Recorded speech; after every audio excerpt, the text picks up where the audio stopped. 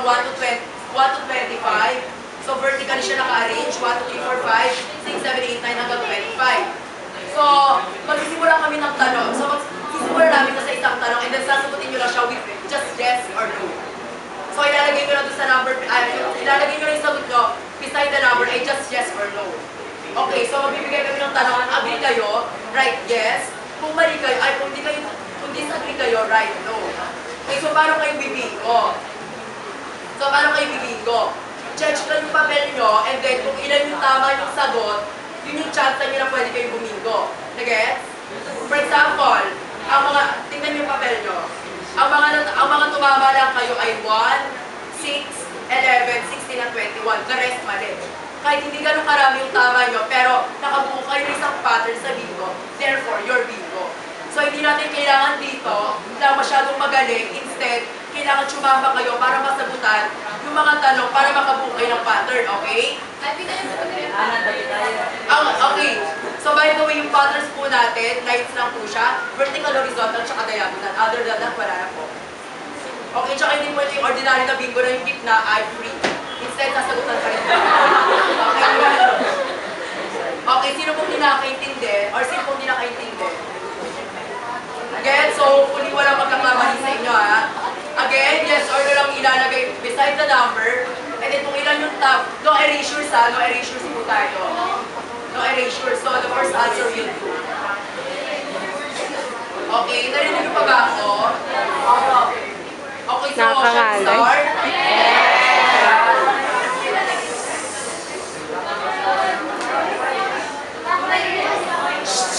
Okay, you said parehin ka. Okay, this question number 1. Is biodiversity the sum of all the different species of animals and plants? So, kung yung biodiversity ba ay binubuo ng plants and animals? Other species. Yes. Okay. Ready na? Number 2 na? Number 2. Is biodiversity evenly distributed? Eh, kung yung biodiversity ba talagang distributed talaga siya fairly? Kung paano ba yung pagkaka-distribute ng biodiversity ng plants, animals? Okay, number 3. Pwede na ba number 3? Yes. Does biodiversity somewhat depends on temperature and the presence of other species? Kung yung biodiversity ba daw ay related siya sa temperature ng environment natin, saka dun sa ibang species na alive dun sa parang community. Yes or no lang?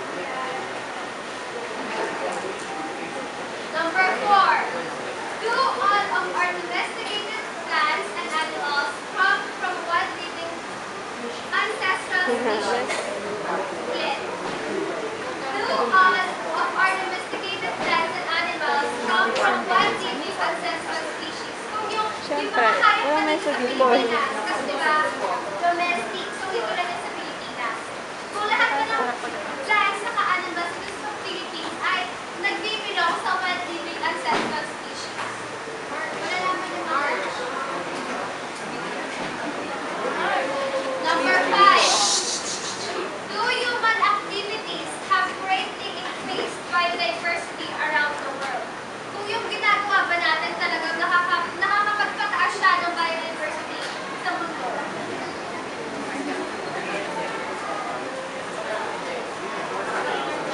Halimbawa, yung human activities. Halimbawa, magpuputol ng puno. Pagkatapon ng basura. Does it increase the level of biodiversity in ecosystem?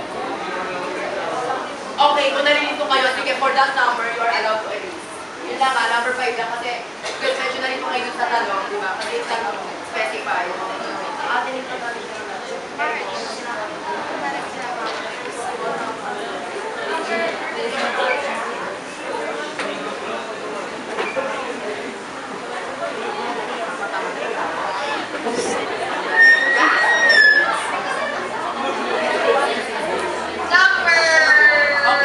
Number 6.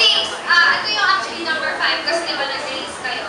So, is loss of habitat the greatest threat to biodiversity? Is loss of habitat, yung mga bahay ng mga corals, kasi diba yung tinutuloy na bahay ng kahit Isa bang Is loss of habitat the greatest threat to biodiversity? Yes or no lang po yan? yeah, we won't tolerate cheating ha? Are you to learn ha? Number 7. Thus, biodiversity loss affects many services that are essential to the functioning of our society and economy.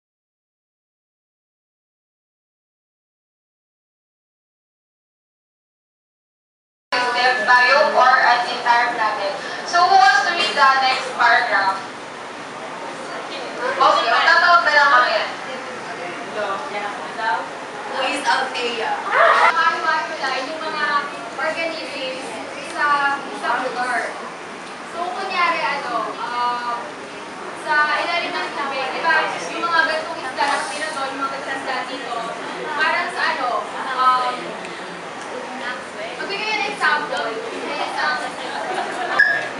best in hesitation, isa po may ibigay kami souvenir para sa most active tilapia. Pero pagdating sa ibang probinsya, konti lang ang tilapia. So, ibig sabihin, magkakaiba yun, hindi siya equal. Okay, so that's a good example. Tilapia. Okay, so tilapia.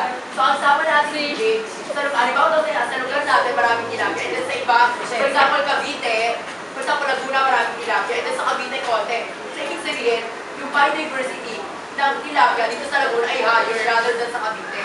So, that's simply biodiversity. Okay? Altitude, soil, geography, and the presence of other species. Tulad yung sa yan. Kunyari, yung polar bears. Di ba dito walang polar bears? Kasi dito, hindi dito malamig. So, yung polar bears, dun sa lugar na malamig, tulad sa North Pole. Yun. Or yung kunyari, di ba yung Yeah, correct. Temperature really affects the biodiversity. Tulad nga nung sinabi natin, si Che, i-repeat lang natin. Hindi, ibahin natin. Sa North Pole ba, merong daga? Wala, kasi yung temperature na kailangan ng daga ay kailangan nasa tropical. So wala ka talaga makikita ang daga sa North Pole. Pero kasi sinabi natin si Che, wait lang. Yung polar bears pala, nasa South Pole. Ang nasa North Pole ay penguin. Penguins lang, kasi malinis yung yelo sa North Pole. Mas una na yung polar bears, siya yung mabigat ang polar bears. Kaya penguin lang ang kaya ng North Pole. Kaya penguin lang ang nasa North Pole. Ang South Pole nasa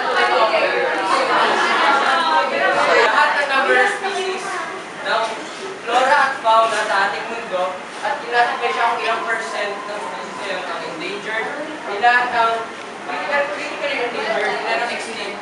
Okay, so para dito, isang fact.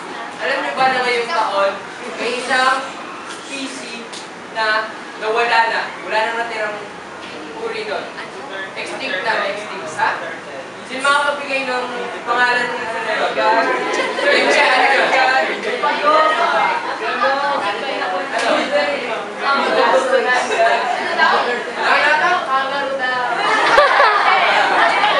Okay, so etong species na to, pinaniwalaan ng mga tao na extinct na siya, pero hanggang sa isang beses, may nakita silang isang ganun, na-reserve nila pero namatay ngayong taon. So anong species yun? Yun ay ang Galapagos turtle. Next, explain muna kung ano ang nagkaiba na ito ng endangered sa extinct. So, meron pa mga Huwag mo ibabato, tatapon. endangered sa extinct. Sige, matama yan. Wait. Hindi nagtataas ang tatawagin ko. Tapos kayo lahat. Parang ito, sino ba to? Si Ron.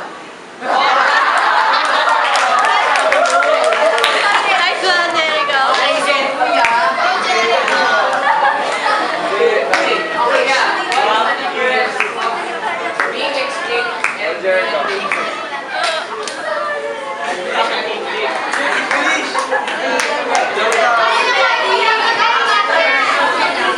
Okay lang kahit ang Tagalog ka. The currents between extinct and endangered. Nila po yung extinct is kasi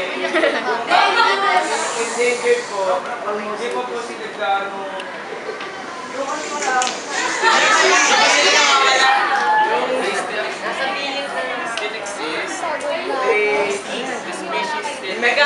Nandito pa po sila, yung extinct siguro. Yung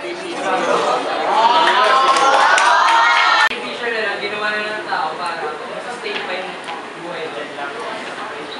Wait lang, may serious si ate.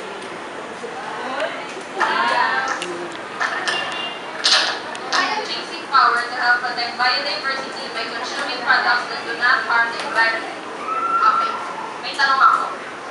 Ano ba yung mga products na binibili natin na nakaka-harm sa environment?